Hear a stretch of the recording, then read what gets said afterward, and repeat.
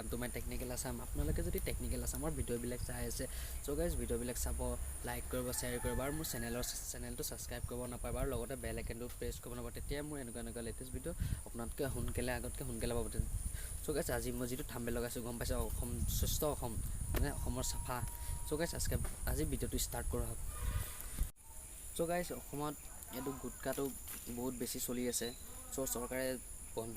বন্ধ কৰিব লাগে যথেষ্ট বহুত সৰু উঠি অহা ল'ৰা ছোৱালী পেকেট খাব ধৰিছে মা বাপেকক পইচা লৈ পেকেট খাব দিছে পেকেটৰ লগত পইচা খৰচ কৰিছে তেওঁলোক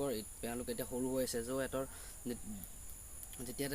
যেতিয়া পেকেটবিলাক খায় তেতিয়া যিখন এখন হাতখন বহুত কমজোৰি হৈ যায় তেওঁলোকে এটা সৰু হৈছে বুজি নাপায় এটা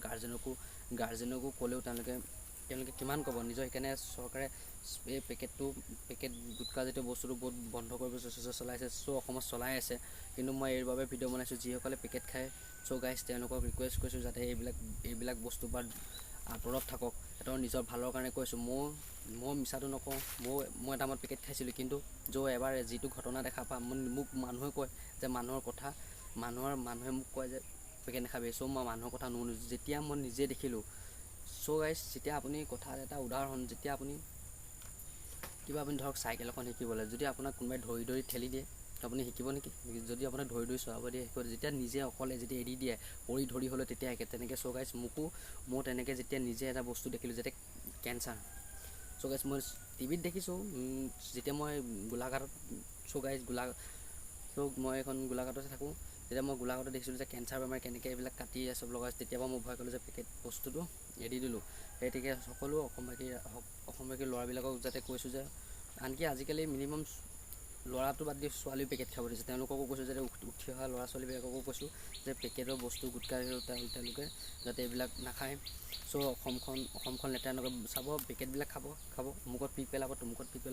দেখিব বেয়া লাগে মোকতো মই দেখিব সেইকাৰণে কৈছোঁ যে তেওঁলোকে ৰিকুৱেষ্ট কৰিছোঁ যে এইবিলাক পেকেট খোৱাটো বন্ধ আৰু চৰকাৰে যথেষ্ট চলাইছে যে দোকানবিলাকত পেকেট বিকাটো মনা কৰিছে যথেষ্ট মনা কৰিলে কি হ'ব মনা কৰিলে পেকেটটো 2 নম্বৰ চলি হ'ব যাতে এবাৰ মই অসমত নাজানো মই গোলাঘাটত থাকোঁ গোলাঘাটতে গম পাওঁ যে এবাৰ পেকেটটো বন্ধ হৈছিলে তেতিয়া যিটো পেকেটৰ দাম 10 টকা আছিলে ইয়াত তেতিয়া হৈছিলে 15 টকা ব্লেক হৈ গ'ল সেইকাৰণে বন্ধ কৰিলে এতিয়া চান্স এবাৰ দামটো সেইকাৰণে বহুতক কৈছোঁ যাতে এইবিলাক বস্তুৰ পৰা আঁতৰত থাকক আপোনাৰ নিজৰ জীৱনটো পৃথিৱীত কিমান দিনো জীয়াই থাকিব নিজৰ জীৱনটো ভালকৈ জীয়াই কৰক হাঁহি ফূৰ্তিত জীয়াই থাকক এইচব খাই নিজৰ শৰীৰটো কেলৈ অনিষ্ট কৰিব লাগে যদি ভিডিঅ'টো ভাল লাগিলে লাইক কৰিব শ্বেয়াৰ কৰিব আৰু মোৰ চেনেলটো ছাবস্ক্ৰাইব কৰিব আজি ইমানে থেংক ইউ